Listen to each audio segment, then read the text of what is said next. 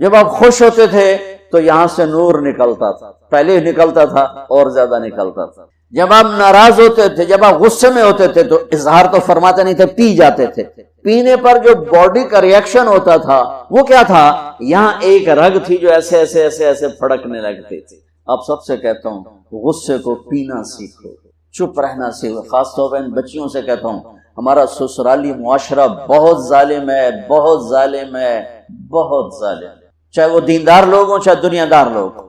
اس لیے چونکہ ہمارا جوائنٹ فیملی سسٹم ہے، یہ بہت پسندیدہ تھا اور اب بھی ہو سکتا ہے اگر ایک دوسرے کے مقام کا پتہ ہو، ایک دوسرے کے مرتبے کا پتہ ہو۔ لیکن اب ٹانگ اڑانا ہی ہماری معاشرت بن چکا ہے، تو زندگی اجیرن ہو۔ ایک لڑکا لڑکی زندگی شروع کریں تو ایک کے مسائل ہیں اور اس کے مسائل ہیں تو بڑی جلدی حل ہو جائیں گے، لیکن جوائنٹ فیملی سسٹم میں وہ جاتی ہے بچی، خامند کے مسائل الگ، ساس کے الگ، سسر کے الگ، نندوں کے الگ، دیور کے الگ، بھابھی کے اور اس کے مامیوں کے الگ، چاچیوں کے الگ، دادیوں کے الگ، نانیوں کے الگ، تو ہکو سس سے کافی ہے مسائل واسطے، تو باقی رشتے اتنے زیادہ ہیں کہ وہ مصیبت کھڑی کر دیتے ہیں۔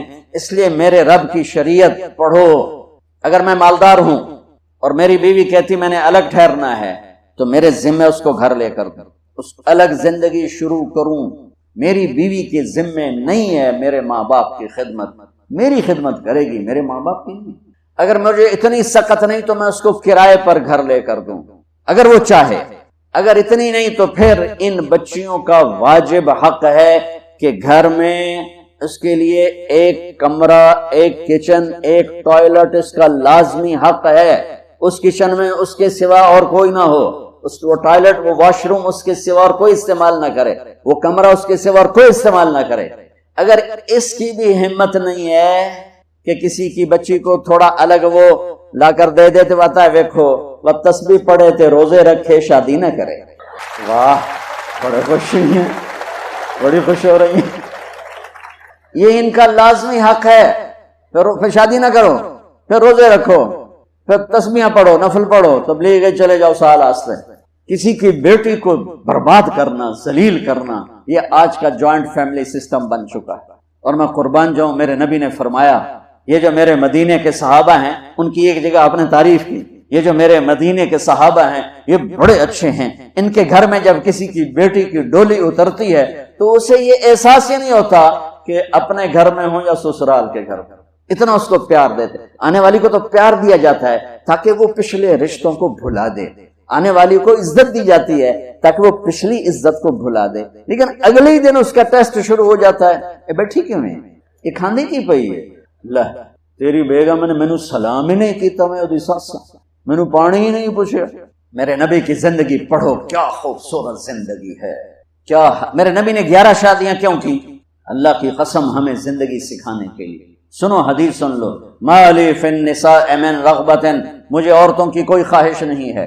اور سن لو، ما تزوجت وما زوجت الا بوحی من السماء، میں نے جہاں شادی کی، جہاں بیٹی کی شادی کی، پہلے آسمان سے وحی آئی پھر میں نے شادی کی۔ 40 سال ایک ایجڈ عورت کے ساتھ گزارے، 2 نکاح میں بیوہ ہو چکی ہیں۔ ابو حالہ سے پہلے ورقہ بن نوفل سے منگنی ٹوٹی، ابو حالہ کے نکاح میں بیوہ ہوئیں، ابن عابد کے نکاح میں بیوہ ہوئیں، پہلے سے 2 بچے، ایک ہند ایک حالہ، اور ابن عابد کا ایک بیٹا ہوا، اس کا نام مجھے کہیں نہیں ملا۔ 2 نکاحوں سے بیوہ، ایک جگہ منگنی ٹوٹ کے میرا نبی 25 سال کے، وہ 40 سال کی، اور اپنے زندگی کے 25 سال ان کے ساتھ گزار دیے کہ آنے والا باطل جب اس قسم کے خرافات بولے گا تو ہم کہہ سکیں گے کہ اگر ہمارے نبی کو عورتوں کا شوق ہوتا تو 25 سال کا آدمی وہ 40 سال، وہ تو کہے گا مجھے 20 سال کی لڑکی سے کرنا۔ اور پھر میرے نبی کا حسن، رأیت رجلا ظاہر الوضاء ابلج الوجه حسن الخلق لم تعبه ثجلا ولم تزر به سعلا وسيم قسيم في عينيه دعج في اشفاره وطف في صوته سهل في لحيته كثافه في عنقه سطع ان تكلم علاه البهاء وان سكت علاه الوقار ازج اقرا وسیم قسیم۔ یہ ایک بڑھیا ان پڑھ عورت نے میرے نبی کا حلیہ بیان کیا۔ ہجرت کے سفر میں آپ تھوڑی دیر وہاں ٹھہرے اور کمال کر دیا، کہتی میں نے ایک نوجوان دیکھا، مجھے لگا جیسے 14ویں کا چاند ہی کپڑے پہن کے زمین پہ آ گیا۔ کیا حسن تھا، کیا जिस्म था, न पेट निकला हुआ न पीछे खिंचा हुआ। निकला हुआ तो आदमी दो हो जाता है, पेट सज्जे पासे आप खब्बे पासे, आप खब्बे पासे पेट सज्जे पासे। हंसते पेट वो हंसे भी सही ना तो मुंह नहीं हंसा, उसका पेट हंसता दौड़ दौड़ दौड़ दौड़ दौड़ दौड़। मोटापा तो मर्दों के लिए बहुत बदसूरत शक्ल है, और ये बच्चियां मोटी हो गई तो बड़ी मुसीबत।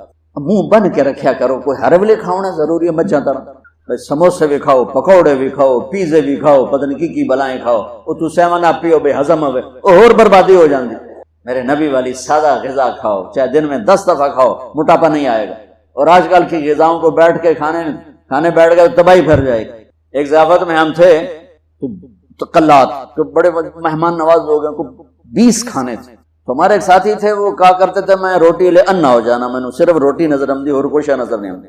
वो खा खा खा खा और इतनी तेजी से खाते थे कि लगता था कि कोई तेज गाम जा रही हो, खड़ा खड़ा हर शय अंदर जा रही जा। खाने से फारिग हो के हाय, तो वो हमारे एक साथी साथ बैठे थे, ताहिर मडल साहब, कहने लगे राजा साहब की होया इतना धक्का धक्या जड़ा बच के जांदा पे, ए क्यों जांदा पे, हाय ए क्यों पीछा जा रहा है। देखो खाने के शौक अल्लाह जन्नत में पूरे करवाए, सुभान अल्लाह। क्या क्या पीने के शौक, जन्नत का पानी, शराब, शहद, दूध, यूं उंगली डालो और देखो ना ये सिर्फ तरी आई है, और आसमान पे बैठ के इसको यूं नीचे कर दो तो मेरे रब की इज्जत की कसम आसमान से जमीन तक खुशबू फैल जाएगी।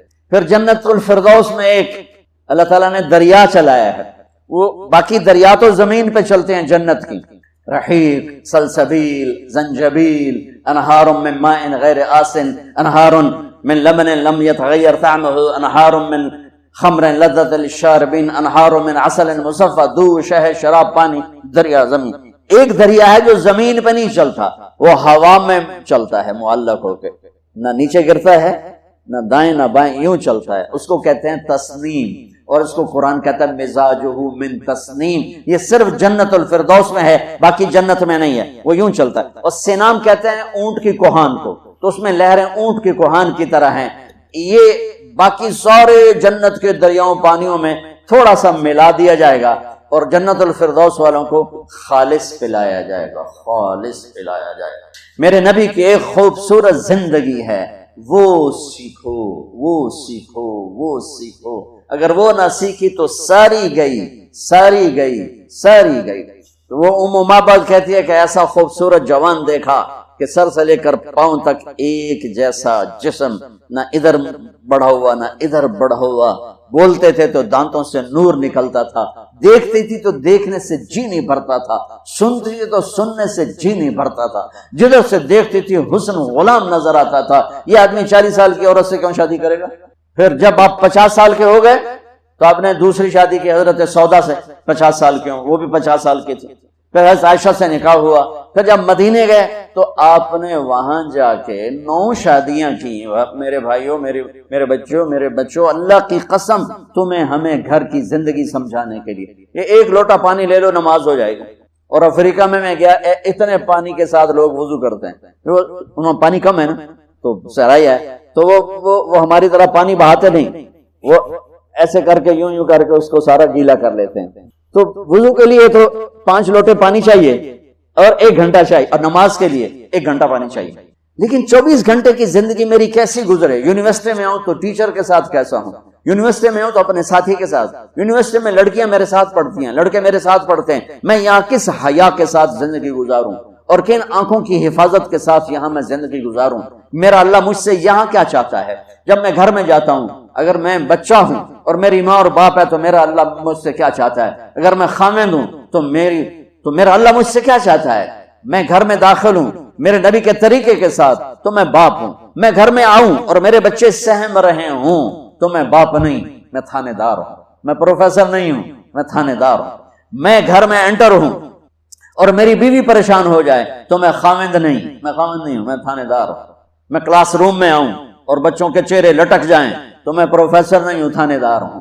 मैं ना आऊं और बच्चे का शुक्र है नहीं आए, सर नहीं आए, तो ये सर नहीं है, ये सुर है। सर वो होता है जिसके आने से बच्चों के चेहरे खिल जाए। खामिद वो होता है जिसको देख के बीवी खुश हो जाए, बीवी वो होती है जिसको देख के खामिद खुश हो जाए, और देख के दोबारा बाहर भागने को जी चाहे तो बीवी तो डैन हुई होता। तो मेरे नबी ने 11 घर आबाद करके हमें एक जिंदगी सिखाई। اور بچوں اگر اپنے نبی کی ساری زندگی کا خلاصہ بتاؤں تو 2 حدیثوں میں آ جائے گا. ایک زبان کی حفاظت کرو ہر رشتے کے سامنے، اور ایک اپنے دل کو پاک رکھو ہر انسان سے، تو پورے نبی کی زندگی آپ کے ہاتھ میں آ جائے گی. پوری زندگی. ہمارے ہاں صرف عبادات اور تسبیح تک کا دین موجود ہے، لیکن میرے نبی کی معاشرت، میرے نبی کے اخلاق، میرے نبی کا عزت دینا دیکھو، عزت دینا دیکھو. اب ٹیچر بیٹھے ہیں آپ کے ساتھ، بچے بیٹھے ہوئے ہیں، آپ کو کوئی بلاتا سر تو آپ یوں کرتے ہیں. ہاں میرے نبی کو کوئی بلاتا تھا تو وہ کیا کرتے تھے؟ وہ تو سارے سروں کے سر تھے، سرداروں کے سردار. اب بیٹھے ہوئے ہیں تو میرے نبی کو کوئی بلاتا یا رسول اللہ تو آپ یوں نہیں کرتے تھے، آپ یوں کرتے تھے. فل چہرہ بھی چھاتی بھی. ادھر سے کوئی بلاتا یا رسول اللہ تو آپ یوں نہیں کرتے، آپ یوں کرتے. کوئی ادھر سے بلاتا ہے، رانجھا صاحب مجھے بلاتے ہیں ادھر سے، ہاں جی میں تو اتنا ہی کہوں گا. لیکن جب میرے نبی کو کوئی بلاتا تو آپ یوں کیا کرتے تھے. اور جب آپ کھڑے ہوتے تھے،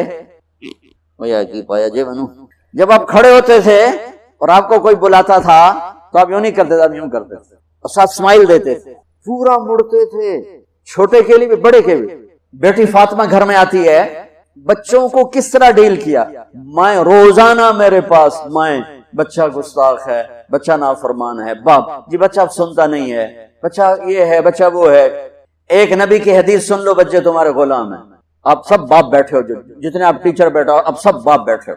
جو مستورات ٹیچر ہیں وہ بھی ماں بیٹھی، اور اصلی باپ اور ماں بھی بیٹھے ہوئے.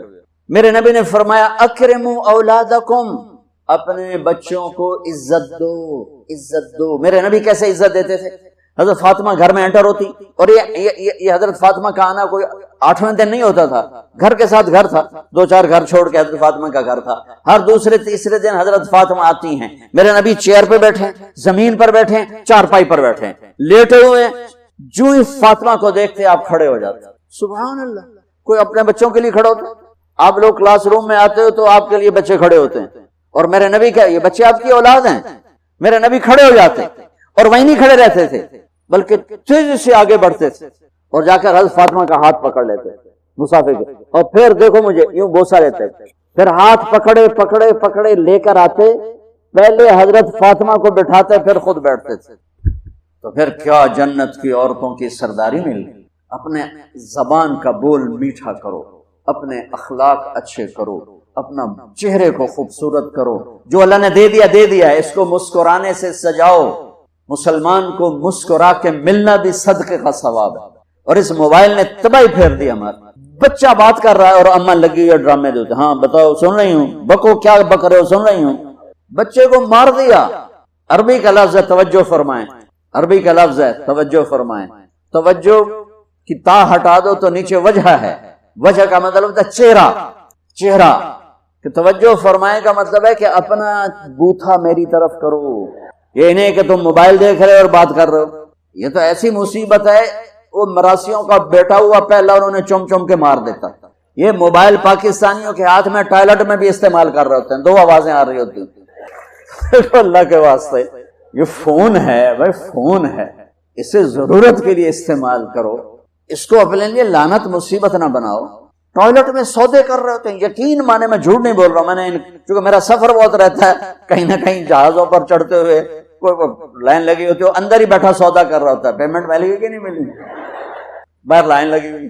وہ ایک خاتون پیپر چیک کر رہی تھی، ٹیچر تھی، تو چیک کرتے کرتے رونے لگی. تو ان کے خامن نے پوچھا کیا ہوا، تو انہوں نے پیپر آگے کر دیا، وہ roll number dash dash dash. تو اس میں تھا کہ تم کیا بننا چاہتے ہو، ایک کوشچن تھا، تم کیا بننا چاہتے ہو. تو اس بچے نے یہاں سے شروع کیا، I want to be a smart phone. یہاں سے اس نے یہ بات، چھوٹے بچوں کا، تو وہ پڑھا کہ بھئی میں اسمارٹ فون بننا چاہتا ہوں، چونکہ میرے ماں باپ جتنا فون کو اہمیت دیتے ہیں اتنا مجھے اہمیت نہیں دیتے، تو میں اسمارٹ فون بننا چاہتا ہوں. تو اس کے خامن نے کہا تو اس میں تو کیوں رو رہی؟ کہا تمہیں پتا یہ رول نمبر کس کا ہے؟ کہا نہیں. کہا یہ تیرے میرے بچے کا ہے. میرے نبی نے ایک زندگی سکھائی. آپ گھر میں آتے تھے مسکراتے ہوئے آتے، اظہار محبت فرماتے تھے. عرب کے ماحول میں بیوی سے اظہار محبت عیب تھا، اور گرل فرینڈ بنانا ایک فخر تھا. آپ لوگ کٹھے پڑھتے ہو، اس لعنت سے بچو. باعزت آئے ہو، باعزت چلے جاؤ. اپنی شادیاں ماں باپ کی رائے سے کرو، ماں باپ کی دعائیں لے کر کرو، اپنے فیصلے خود مت کرو. یہ کیا کریں، اب بچے بچیاں کٹھے پڑھتے ہیں تو اس قسم کی لعنتیں چلیں گی تو صحیح، لیکن میں جتنا بچ سکتے ہو بچو بچو، اپنے فیصلے ماں باپ کے حوالے کرو، اپنے فیصلے ماں باپ کے حوالے کرو، چونکہ جتنی عشق کی شادیاں ہوتی ہیں وہ ساری ہی ناکام ہوتی ہیں، چونکہ معشوق اس وقت تک ہے جب تک وہ بیوی نہ بنے، جب وہ بیوی بن جائے پھر وہ معشوقہ نہیں ہے، پھر کوئی اور بلا ہے۔ عرب کے ماحول میں اظہار عشق بیوی کا عیب، اور گرل فرینڈ کے لیے اشعار، وَهَلْ تَبْكِينَ لَيْلَا، دیکھو مثال دیتا ہوں، مجنو لیلا کا عاشق تھا، بیوی کے لیے کبھی ایک لفظ نہیں بولا، اور لیلا کے لیے دیکھو کیسے بول رہا ہے، وَهَلْ تَبْكِينَ لَيْلَا إِذَا مِتُّ قَبْلَهَا وَقَامَ عَلَى قَبْرِ النِّسَاءُ النَّوَائِحُ لَيْلًا كَمَا لَوْ أَصَابَ الْمَوْتُ لَيْلًا بَكَيْتُهَا وَجَادَ لَهَا دَمْعٌ مِّنَ الْعَيْنِ صَافِحُ وَأَغْبَتُ مِنْ لَيْلًا پھر لَيْلًا بِمَا لَا أَنَالُهُ بَلَا كُلُّ مَا خَرَّتْ بِهِ الْعَيْنُ طَائِحُ وَلَوْ أَنَّ لَيْلًا پھر لَيْلًا وَلَوْ أَنَّ لَيْلَ الْأُخَيْلِيَّةَ سَلَّمَتْ عَلَيَّ بَدُونِ جَنْدَلٌ وَصَفَائِحُ، چار شعر ہیں، ہر شعر میں لیلا لیلا، یہ کلچر ہے عرب کا، اور بیوی سے اظہار محبت موت عیب۔ اس کلچر میں بھرے مجمع میں ایک آدمی پوچھتا ہے، یا رسول اللہ من احب الناس الیک، آپ کو سب سے زیادہ کس سے محبت ہے؟ تو اپنے نبی کی سنو، آپ نے زور سے فرمایا عائشہ سے۔ وہ ہل گیا، کہنے لگا ارے یہ کیا ہوا یا رسول اللہ، میرا مطلب یہ نہیں ہے، میرا مطلب ہے کہ مردوں میں کس سے زیادہ پیار ہے۔ تو آپ کو پتا چل گیا، اس کی نبض پہ ہاتھ رکھ لیا کہ اس کو ہضم ہی نہیں ہوا کہ میں نے عائشہ کا نام لے دیا۔ اب آپ نے کہنا تھا ابو بکر سے، تو آپ نے کہا عائشہ کے ابا سے، عائشہ کے ابا سے۔ آپ اتنے کائنات کا بوجھ سر پہ اٹھا کے زندگی گزاری، اور اپنے حسنین کے لیے روزانہ وقت نکالتے تھے۔ آپ کہتے ہو میں ریکٹر ہو گیا ہوں، میرے پاس ٹائم کوئی نہیں، میں پروفیسر ہو گیا ہوں، میرے پاس ٹائم ہی کوئی نہیں، تو کیا فائدہ ہے ٹائیاں لگانے کا؟ اپنے بچوں کے لیے ٹائم نہیں ہے تو تم کیا کر رہے ہو، جھک مار رہے ہو؟ میرے نبی سے زیادہ مصروف کوئی آئے گا؟ بولو، جواب دو زور سے۔ 7 بر اعظم کے انسان اور قیامت تک کے انسانوں کی ذمہ داری سر پر ہو، اور وہ روز بچوں کے لیے وقت نکالیں۔ این اللقا، میرے شرارتی بچے کدھر ہیں؟ وہ نہیں آتے تھے تو آپ گھر چلے جاتے تھے حضرت فاطمہ، اور کیا کرتے تھے؟ پہلے یہ سنو، میری آنکھوں کی ٹھنڈک حسن حسین، میری دنیا کی بہار حسن حسین، میرے جنت کے پھول حسن حسین، جنت کے نوجوانوں کے سردار حسن حسین۔ یا اللہ جو ان سے پیار کرے تو ان سے پیار کر، جو ان سے بغض رکھے تو ان سے بغض رکھ۔ یا اللہ میں ان سے پیار کرتا ہوں، تو بھی ان سے پیار فرما۔ وہ ہستی ہیں، یا اللہ میں ان سے پیار کرتا ہوں، تم ان سے پیار فرما۔ سجدے نماز کے سجدے، فرض نماز کے سجدے میں دونوں بھائی نے چھلانگ لگائی اور نبی کی کمر پر چڑھ گئے، اور میرے نبی نے سجدہ لمبا کر دیا۔ میرے جیسا نہیں تھا کہ 2 تھپڑ مار کے نیچے اتارتا، آپ نے سجدہ ہی لمبا کر دیا۔ صحابہ پریشان ہو گئے کہ فوت ہو گیا ہمارے نبی، اتنا لمبا سجدہ کبھی کرتے نہیں۔ تو پہلی صف والوں نے سر اٹھا کے دیکھا تو دیکھا دونوں بھائی کمر پہ بیٹھے باتیں کر رہے، موجہ کیتی جا۔ تو ایک صحابی نے عبداللہ بن مسعود کہا تھا، یا میں نام صحیح نہیں بتا سکتا ہوں اس وقت، انہوں نے آگے ہاتھ بڑھایا اتارنے کے لیے نا، تو میرے نبی سجدے میں یہاں سے دیکھا، بغل سے دیکھا کوئی ہاتھ اوپر آ رہا ہے آگے، تو آپ نے یوں کیا سجدے میں کہ نہیں اتارنا، نہیں اتارنا۔ جب دونوں بھائی خود اترے پھر آپ کھڑے ہوئے سجدے سے، جب نماز ختم کی سلام پھر دے، دونوں کو گود میں لے لیا، کہا میرے ماں باپ ان پہ قربان، انہیں تکلیف نہ دیا گیا، چونکہ آپ دیکھ رہے تھے کہ ایک کا سر کٹے گا، ایک زہر سے تڑپ کے مرے گا، لہذا آپ نے اتنا لاڈ دیا، اتنا پیار دیا، انتہا کر دی۔ روزانہ دوسرے تیسرے دن آپ حسنین کو ٹائم دیتے۔ اب کیسے ٹائم دیتے؟ دیکھو ان کے لیے صرف آپ ان کے لیے ہاتھ بھی بچھا دیتے اور پاؤں کے گھٹنے بھی اٹھا دیتے، ہاتھ اور گھٹنے لیول کر کے، کمر پورا جیسے سواری کا ہوتا ہے، آؤ بھائی بچوں اپنے اونٹ پہ چڑھ جاؤ، دونوں بچوں کو اوپر چڑھا کر کمرے میں چکر لگاتے، پھر کہتے تمہارا اونٹ کیسا ہے، پھر دونوں کو اتار کے زینب کو اوپر چڑھاتے، پھر کہتے اوپر سے آ گئے حضرت جابر ایک دفعہ، حسنین اوپر چڑھے ہوئے تھے، بڑی عالی شان سواری ہے بھائی، بڑی عالی شان سواری ہے بھائی، تو میرے نبی نے نیچے سے کہا بڑے عالی شان سوار ہیں بھائی، بڑے عالی شان سوار ہیں بھائی، میرا سب سے بڑا سرمایہ میری اولاد ہے، میں نے اسے ٹائم نہ دیا، میں نے اسے یہ سب آپ کی اولاد بیٹھے ہوئے ہیں، سب آپ کی اولاد بیٹھے ہوئے ہیں. ٹیچر کا رتبہ بہت بلند اللہ نے بنایا ہے. ہارون رشید، جابر بادشاہ اور اسماعیل ٹیچر تھے ان کے بچوں کے، مامون اور امین کے. تو وہ مسجد میں آئے تو ان کو مامون وضو کرا رہا تھا، اسماعیل تو اسماعیل پاؤں دھو رہے تھے اور مامون پانی ڈال رہا تھا. تو ہارون کہنے لگا اسماعیل ہمیں آپ سے گلہ ہے. لوگوں نے سمجھا کہ گلہ اس بات کا ہے کہ تو شہزادے سے وضو کروا رہا ہے، پانی ڈلوا رہا ہے. سب نے ایک دم یہ سمجھا کہ یہ گلہ یوں دے گا کہ آپ میرے بیٹے سے وضو کروا رہے ہیں. تو وہ کہنے لگے کیا گلہ ہے؟ کہ آپ خود پاؤں دھو رہے ہیں، مامون کو ایک ہاتھ سے پانی ڈالنا چاہیے تھا، دوسرے ہاتھ سے آپ کے پاؤں دھونے چاہیے. آپ اس رتبے کے لوگ.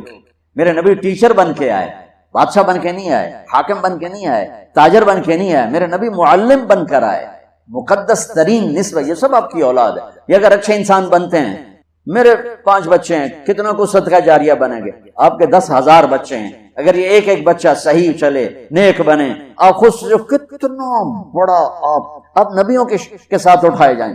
یہ اتنا عالی شان مرتبہ ہے انسانیت کے لیے، معلم بننا، ٹیچر بننا. لیکن پھر نبی کی زندگی پڑھو، نبی والے اخلاق پڑھو کہ میرے نبی نے کیسے زندگی، کیسے خوبصورت طریقے سے اپنی اگلی نسل کو سنبھال.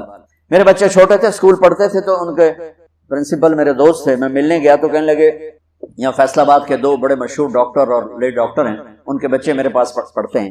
تو وہ میرے پاس آئے تھے کہ ہمارے بچے 3 دن ہو گئے گھر میں کھانا نہیں کھا رہے اور ہمیں بتاتے بھی نہیں ہیں. تو انہوں نے ان دونوں بچوں کو بلا لیا آفس میں.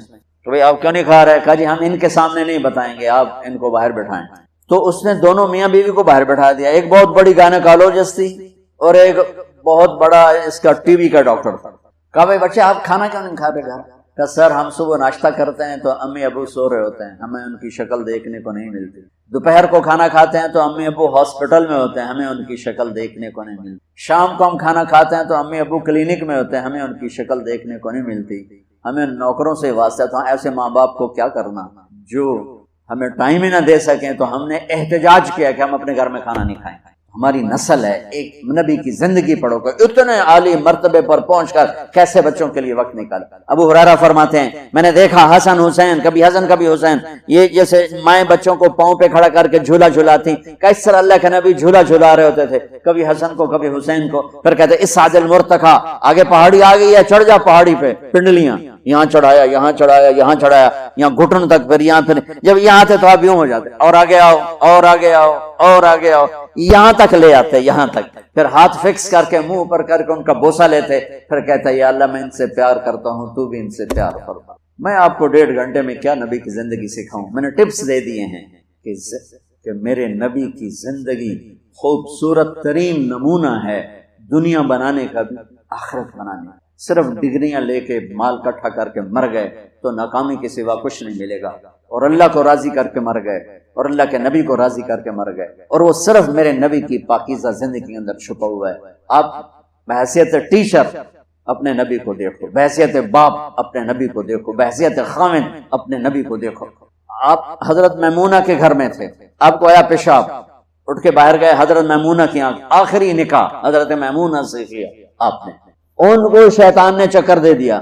ان کو خیال آیا کہ یہ جو اللہ کے نبی ہیں نا مجھے چھوڑ کے دوسری بیوی کے پاس چلے گئے. تو سوکن پنا تھا تو غصہ چڑھ گیا، انہوں نے کنڈی لگا دی. تھوڑی دیر میں اللہ کے نبی واپس آئے، دروازہ بند. تو آپ نے کھڑکھڑایا، میمونہ دروازہ کھولو. کہ میں نہیں کھولتی.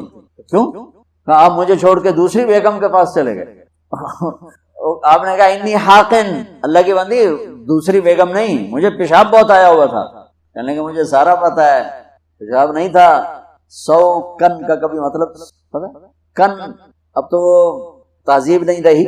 لوہار جب وہ چاقو تیز کرتا ہے یا چھری تیز کرتا ہے، اس پر وہ جو سان چلتی ہے تو اس سے شرارے نکلتے ہیں، چھوٹے چھوٹے نوکیلے لوہے کے ذرات نکلتے ہیں، اس کو کہتے ہیں کن.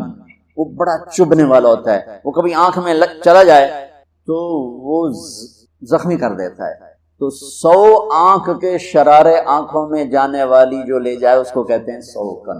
وہ کہنے لگے آپ مجھے چھوڑ کے اپنی بیگم کا. اچھا کیا بیگم سے کیا مراد تھا؟ حضرت عائشہ کہ وہ شکی تھے. تو آپ نے کہا عائشہ تم سوچو تو صحیح، میں اللہ کا رسول ہوں، میں خیانت کر سکتا ہوں؟ پھر وہ سوکن پنا ہٹ گیا اور ایک دم کانپنے لگی، یہ کیا، یہ تو اللہ کے رسول ہیں، یہ تو یہ کر ہی نہیں سکتے۔ اب ڈرتے ڈرتے دروازہ کھولا اور میرے نبی اندر آئے اور ہنستے ہنستے جا کر اپنی چارپائی پر دوبارہ، یہاں کوئی پٹھان ہوتا تو کیا کرتا، وہ ویسے ہی سر پھاڑ دیتا اس کا۔ پھر میرے نبی نے والدین کے ساتھ کیسے چلنا ہے آپ بچوں کو سمجھایا۔ وَخْفِضْ لَهُمَا جَنَاحَ، میرے نبی نے کہا کاش میری ماں زندہ ہوتی، سنو کاش میری ماں زندہ ہوتی، میں اس کی ایسی خدمت کرتا، میں عشاء کی نماز کے مصلی پہ کھڑا ہوتا اور میں سورۃ فاتحہ پڑھ رہا ہوتا اور میری ماں مجھے کہتی محمد، تو میں ماں کے لیے نماز توڑ دیتا۔ کل ہی ایک خاتون آئی، رو رو رو نے مجھے بھی رلا دیا کہ میرا 17 سال میں نے بچے کو پالا، خامد نے طلاق دے دی، اس تنہا کو اس کے سہارے شادی بھی نہ کی اور مجھے چھوڑ کے چلا گیا کہ میں تجھ سے تنگ آ گیا، تو اپنی زندگی جی، میں نے اپنی جی۔ اور والدین کی ہائے نسلیں برباد کر دیتے، والدین کی بد دعا لگ گئی تو کبھی سرسبز ہو نہیں سکتا۔ تو میرے نبی نے اس تمنا کا اظہار کیا کاش میری ماں ہوتی۔ اور جب آپ حج پر تشریف لے گئے، سنو آپ بچے سارے نوجوان بیٹھے، جب آپ حج پہ تشریف لے گئے آپ کے ساتھ 12,000 کا مجمع تھا، جب آپ مدینہ سے نکلے اور چلتے چلتے بڑھتے بڑھتے وہ 1.5 لاکھ ہو گیا۔ جب آپ ابوا پہنچے، ابوا میں آپ کی ماں کی قبر ہے۔ جب آپ 6 سال کے تھے ماں گئی مدینے اپنے خاوند کی قبر کی زیارت کے لیے اور ملاقاتوں کے لیے، واپس آئیں تو ابوا ایک جگہ پہاڑی پر ان کو ہارٹ اٹیک ہوا غالباً اور ان کا انتقال ہو گیا۔ وہاں ان کو ام ایمن نے پتھروں میں دبا کے دفن کر دیا۔ جب نیچے اترے تو اللہ کے نبی نے ہاتھ چھڑایا اور دوڑ کے پھر اوپر چڑھ گئے۔ میں وہاں گیا ہوں، میں تمہیں کیا بتاؤں، کبھی اللہ تمہیں موقع دے تو جانا۔ زندگی میں بڑے سفر کیے اور وہ عجب سفر تھا، چاروں طرف کالے پہاڑ، سناٹا، اور ایک 6 سال کا بچہ مجھے تڑپتا نظر آ رہا ہے جو ماں ماں کہہ رہا ہے، اسے پتہ نہیں موت ہوتی کیا ہے، پہلی موت دیکھتی، وہ کوئی تسلی دینے والا کوئی نہیں۔ تو اس غم میں ریئیکشن کیا ہوا، جب نیچے اترے پھر دوڑ لگائی، پیچھے حضرت ام ایمن دوڑی دوڑی گئی تو جا کے کیا دیکھا، وہ منظر کے پتھر بھی پگھل رہے تھے۔ آپ نے ماں کی قبر کو ایسے لگایا ہوا تھا سینے کے ساتھ، اوپر لیٹے پڑے تھے اوپر۔ جب حضرت ام ایمن قریب ہوئی تو سنا آپ کہہ رہے تھے ماں جی آپ کو تو پتا تھا آپ کے سوا میرا کوئی نہیں، مجھے کس کے سہارے چھوڑ دیا، کدھر جاؤں، باپ دیکھا ہی نہیں، بھائی بہن ہے کوئی نہیں، اس جنگل میں 25 سال کی عمر میں تو بلک بلک کے رو رہے تھے۔ تو ام ایمن کبھی جگر پھٹ گیا لیکن جانا تو تھا، اٹھایا تو انکار کر رہے کہ ماں جی یہ بھی ماں ہیں، دودھ پلائے ام ایمن، ماں جی مجھے چھوڑ دو، مجھے یہیں چھوڑ دو، کھینچ کے لے گئے۔ زخم چند دنوں کے بعد بھر جاتا ہے، کوئی بھی مرے۔ اور یہ 57 سال کے بعد میرے نبی وہاں سے گزر رہے ہیں، اب 57 سال، 63 سال آپ کی عمر ہو چکی ہے۔ 6 سال کی عمر میں ماں کو مرتے دیکھا تھا، تو آپ نے اپنی اونٹنی کی لگام پھیر دی ابوا کے جنگل کی طرف، سڑک چھوڑ کے یوں ہو گیا۔ تو جو ساتھ لوگ تھے وہ حیران ہو کے کہاں جا رہے ہیں، قریب والوں کو پتا تھا کہاں جا رہے ہیں۔ تو چلتے چلتے میں گیا ہوں نا تو راستہ کوئی نہیں ہے، میں سے ایک دوست عرب میرے دوست ہیں، ان کی میں نے بڑی ٹرک نما جیپ لے لی تھی تاکہ اندر جا سکوں، تو میں اس کے ذریعے ایک گائیڈ کے ذریعے اندر گیا۔ تو آپ تشریف لے گئے اور اونٹنی کو نیچے بٹھایا، اوپر چڑھے اور اپنے گھٹنے اٹھائے اور ہاتھ یہاں رکھے اور سر نیچے دیا گھٹنوں میں، اور اس طرح رونا شروع کیا جیسے ابھی ماں مری ہے، اور اس طرح روئے جیسے چھوٹا بچہ ہچکیوں کے ساتھ روتا ہے۔ آپ کے رونے کی آواز دائیں بائیں سنائی دے رہی تھی۔ میں ہزاروں دفعہ یہ قصہ سنا چکا ہوں اور ہر دفعہ میرے آنسو بہہ پڑتے ہیں کہ میں وہاں چلا جاتا ہوں، میں نے عجب منظر دیکھا ہے۔ نوجوان بیٹھے ہو، والدین زندہ ہیں تو اللہ کے واسطے کسی کی بد دعا نہ لے لینا، نہیں تو تمہارے پلے کچھ نہیں رہے۔ والدین زیادتی بھی کریں تو سہ جاؤ۔ والدین سے کہتا ہوں کہ بچوں کی رعایت کرو، ان کو عزت دو، لیکن آپ سے کہتا ہوں زیادتی بھی کریں تو سہ جاؤ۔ اب وہاں بیٹھنے کی جگہ نہیں، میرے نبی نے کہا میں آج رات یہیں گزاروں، پورے قافلے کے لیے سامنے ابوا بستی تھی، وہاں جگہ بنائی گئی تھی، آپ کا نہیں، میں آج رات یہیں، رات ماں کی قبر کے سرہانے گزار دیا۔ تو میرے عزیزو، اگر ہمارے پاس نبی والے اخلاق نہیں ہیں تو ہم جانور ہیں، نہ ماں سے بولنے کا پتہ، نہ باپ سے بولنے کا پتہ، نہ بیوی سے بولنے کا پتہ، نہ بیوی کو خامن سے بولنے کا پتہ۔ سنو ان بچیوں کو سنا رہا ہوں، اور سے سنو۔ میرے نبی سے پوچھا گیا یا رسول اللہ قیامت کب آئے گی؟ تو آپ نے کہا یہ تو اللہ کو پتہ ہے۔ یا رسول اللہ کوئی نشانی بتا دیں؟ تو آپ نے کہا جب یہ بیٹیاں بھی ماؤں کو ذلیل کریں گی تو قیامت آ جائے۔ بیٹیاں، بیٹوں کا نام نہیں لیا، بیٹے تو اکثر گستاخ ہوتے ہیں، بیٹیاں اکثر فرما بردار ہوتی ہیں۔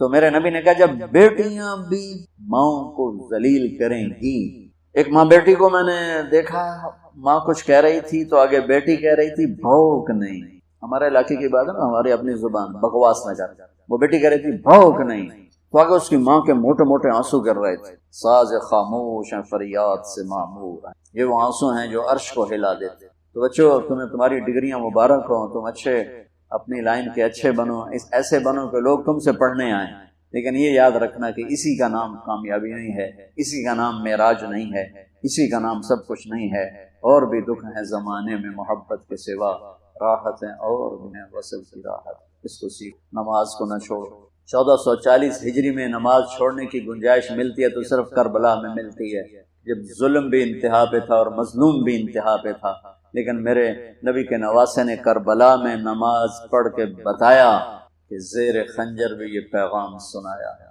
نماز نہ کبھی قضا ہو جائے تو رات سونے سے پہلے پہلے پڑھ کے سو، اور اللہ سے مانگو یا اللہ سجدوں سے محروم نہ فرما، نماز نہ چھوڑو، یہ میری آپ کی بہت بڑی پہچان ہے، نماز بہت بڑا وظیفہ ہے نماز، تو آپ میں کوئی بچہ بے نمازی نہ ہو، اور تبلیغ میں وقت لگاؤ تھوڑا تھوڑا انشاءاللہ، تو اس سے آپ کو یہ ساری چیزیں مضبوطی سے قابو میں آ جائیں گے۔ اور آخری بات یہ کہتا ہوں، اپنے ان اساتذہ کا ادب کرو، جن سے پڑھتے ہو ان کا ادب کرو، علم کا دروازہ ہے مولا علی، علم کا دروازہ، میرے نبی نے کہا، انہوں نے خود نہیں کہا میں علم کا دروازہ، میرے نبی نے کہا میں علم کا شہر ہوں، علی اس کا دروازہ ہے۔ وہ کہتے ہیں میں غلام ہوں اس کا جو مجھے ایک لفظ نہیں ایک حرف سکھا دے، جو مجھے ایک حرف سکھا دے میں اس کا غلام ہوں، جہاں چاہے بیچ دے، جہاں چاہے بیچ دے۔ تو آپ سب کے یہ جو بیٹھے ہیں نا آگے لوگ، یہ آپ ان کو باپ سے بھی پڑھ کے ادب دو، کبھی ان کی دعا نکلے گی آپ کے لیے کامیابیوں کے راستے کھل جائیں۔ دعا بہت بڑی چیز ہے اور ملتی عزت ادب اور احترام سے، اور ہمارے چونکہ بے ادبی کا کلچر ہے تو وہ ٹیچر کو بھی بے ادبی کے ساتھ بولنا یہ تمہیں نقصان پہنچائے گا، بہت نقصان پہنچائے گا۔ عزت و احترام کو اپنے اوپر لازم کرو۔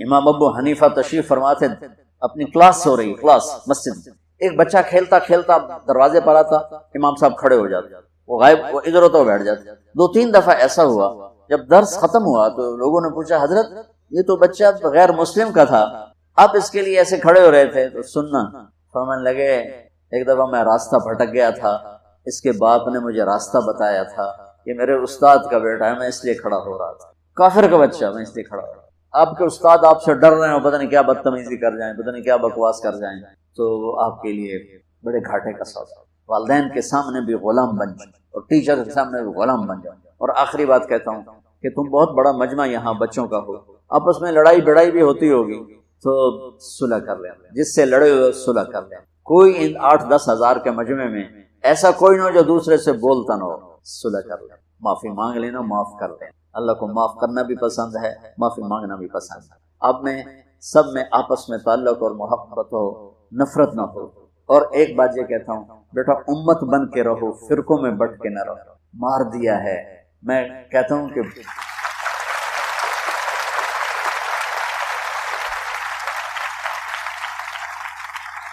میں یہ کہتا ہوں اس ملک کے سب سے بڑے دہشت گرد وہ ہیں جو فرقہ واریت کو ہوا دے۔ ہماری دہشت گردی میں مرنے والے تو شہید ہو کے چلے گئے جنت میں، لیکن جو ممبر رسول پہ بیٹھ کے تمہیں تقسیم کر رہے ہیں یہ ان سے بڑے دہشت گرد۔ اللہ کے واسطے ان کے دھوکے میں مت آؤ، مسلمان بن، جو تمہارا عقیدہ ہے اسے بنیان کی طرح اپنے اندر رکھو، اور امت ہونا اور مسلم ہونا اور مومن ہونا یہ کرتے کی طرح اپنے اوپر پہنو، سب کو ایسے ملو، گلے سے سینے سے ملاؤ۔ اللہ کی جنت بہت بڑی ہے۔ اور آج پتہ کیا، ہر فرقے والے جو متعصب ہیں، انشاءاللہ تم ایسے نہیں ہوگے، میں 20 سال سے یہ رونا رو رہا ہوں کہ امت بنو، امت بنو، امت بنو، اور میرا رب کا شکر ہے کہ میری نسل جو پڑھی لکھی ہے وہ اس فتنے سے نکل رہی ہے، وہ اپنے آپ کو مسلمان ہی کہتے ہیں۔ لیکن آج جو متعصب لوگ ہیں، چاہے وہ دیوبندی ہیں، چاہے بریلوی ہیں، چاہے سنی ہیں، چاہے شیعہ ہیں، جو اپنے سوا کسی کو جنتی نہیں سمجھتے، تو میں مذاقاً کہا کرتا ہوں اللہ نے اتنی بڑی جنت بنائی تو صرف اسی 4 بندے جنت چ گئے تھے، باقی جنت اللہ کی کرنا، ویلی جنت اللہ کی کرے گا، کسی اور کو بھی جانے دو یار۔ یا تو جگہ تھوڑی بھج کے چڑھ جاؤ، ویگن جا رہے بھج کے جاؤ، سیٹ نہیں لگ چڑھ جاؤ۔ اللہ کی جنت اتنی بڑی ہے، میرے نبی نے فرمایا اگر کسی ایک درجے میں اللہ سارے دنیا کے انسانوں کو ٹھہرا دے جنتیوں، سارے خوشی خوشی زندگی گزاریں گے، کھلی کھلی زندگی، وہ ہے اتنی بڑی تو کسی ہور نوں ہی چڑھن دو، تسی آندو ساڈی ویگن ہی جنت جا رہی، اور کسی دی جا ہی نہیں رہی۔ تو میں کہہ رہا ہوں انشاءاللہ جس نے کلمہ پڑھا ہے اس کی ویگن جنت میں جا کے ہی رہے، کیونکہ ایک بدو آیا، یا رسول اللہ قیامت کے دن حساب کون لے گا؟ تو آپ نے کہا اللہ۔ وہ کہنے کا موجوں ہو گئیاں، موجوں ہو گئیاں، بخین بخین موجوں ہو گئیاں۔ آپ نے کہا وہ کیڑی گل دی موج ہو گئی؟ کہ سخی بادشاہ ناپتے بھی چھڑ دے گا، سخی بادشاہ ہے پکڑ کے بھی چھوڑ دے گا۔ تو معاملہ تو اللہ کی ذات سے اتنا کریم مہربان ہے، دو آدمیوں کو اللہ کہے گا چلے جاؤ جہنم میں، ایک دوڑ لگا دے گا، ایک پیچھے مڑ مڑ دیکھے گا، تو جو دوڑ لگائے گا دونوں کو اللہ بلا لے گا، کہے گا ارے بھائی سامنے تو آگ ہے، دوڑ کیوں لگا رہے ہو؟ کہ یا اللہ تیری نہ ماننے کی وجہ سے تو جہنم ملی ہے، میں نے سوچا آج مان لوں شاید آج تو خوش ہو جاؤں۔ اچھا بھائی تو پیچھے مڑ مڑ کے کیوں دیکھ رہا تھا؟ کہ میرے مولا تیرے بارے میں سنا تھا تو بڑا کریم ہے، تو میں انتظار کر رہا تھا کہ مجھے ایویں ہی نہیں کہہ دے، مجھے ابھی واپس بلائے گا، ابھی واپس بلائے گا، اس لیے میں مڑ مڑ کے دیکھ رہا تھا۔ تو اللہ تعالیٰ فرمائیں گے چلو موجہ کرو، جاؤ جنت میں چلے جاؤ، میری جنت میں چلے جاؤ۔ اللہ تو ایسا کریم مہربان ہے۔ تو امت بننے کی نیت کرتے ہو نا انشاءاللہ۔ اور آخری بات یہ ہے بچوں، اب نوجوان ہو توبہ کر لو، زندگی کو پاک بنا لو، تمہارے دامن پہ کچھ چھینٹا نہ ہو، کوئی پڑ جائے تو مسئلہ کوئی نہیں، توبہ کرو کہ دھل جائے گا۔ میرے رب فرماتا ہے کہ میرے بندہ تو اتنے گناہ کر کے آسمان کی چھت کو لگا دے، پھر صرف ایک دفعہ تو کہے گا نا یا اللہ معاف کر، تو سارے معاف کر دو۔ اللہ ایسا کریم اور مہربان، اور جس کا آخری کلام لا الہ الا اللہ ہوگا وہ جنت میں جائے گا، جس کا آخری بول اللہ ہوگا وہ جنت میں جائے گا۔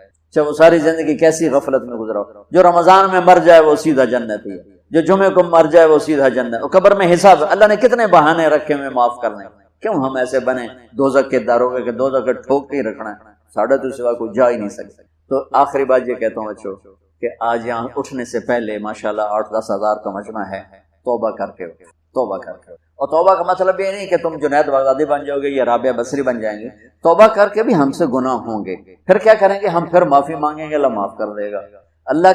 اللہ کو بادشاہوں پہ نہ کرو قیاس۔ مجھے جاوید چودھری صاحب کا فون آیا، چونکہ یہ میں بات بکثرت کرتا ہوں کہ مولانا صاحب آپ لوگوں کو گناہوں پہ دلیر کر رہے ہیں۔ میں کہا کیسے؟